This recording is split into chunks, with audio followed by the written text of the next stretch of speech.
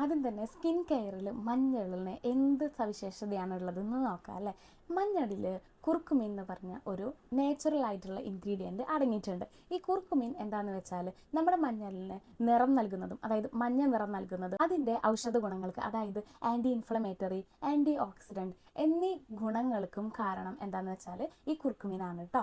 അതുകൊണ്ട് തന്നെ പല സ്കിൻ കെയർ പ്രൊഡക്റ്റുകളിലും മഞ്ഞളിൽ നിന്നുള്ള ഇത്തരം ഇൻഗ്രീഡിയൻറ്റുകൾ യൂസ് ചെയ്യുന്നുണ്ട്. അടുക്കളയിൽ നിന്നുള്ള അല്ലെങ്കിൽ നമ്മുടെ കിച്ചൺ യൂസ് ചെയ്യണ മഞ്ഞൾ എല്ലാവർക്കും ഒരുപോലെ ഗുണം ചെയ്യണമെന്നുണ്ടോ? അങ്ങനെ ഇല്ല അല്ലേ.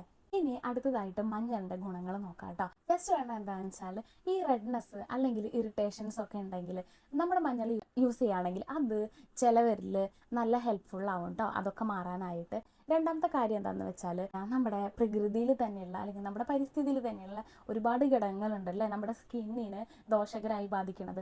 അങ്ങനെ ഉള്ള ഇൻഗ്രീഡിയൻറ്റുകളിൽ നിന്നിട്ട് നമ്മുടെ സ്കിന്നിനെ പ്രൊട്ടക്റ്റ് ചെയ്യാനായിട്ട് എന്തിനു സാധിക്കും? മഞ്ഞളിന് സാധിക്കും കേട്ടോ. ഇത് എന്തുകൊണ്ടാണെന്ന് വെച്ചാൽ ഇതിനെ സംരക്ഷിക്കാൻ, അതായത് നമ്മുടെ സ്കിന്നിനെ സംരക്ഷിക്കാൻ പാകത്തിനുള്ള ആൻറ്റി ഓക്സിഡൻറ്റുകൾ മഞ്ഞളിൽ കൂടുതലായിട്ടുണ്ട്. അതാണ് കാരണം കേട്ടോ.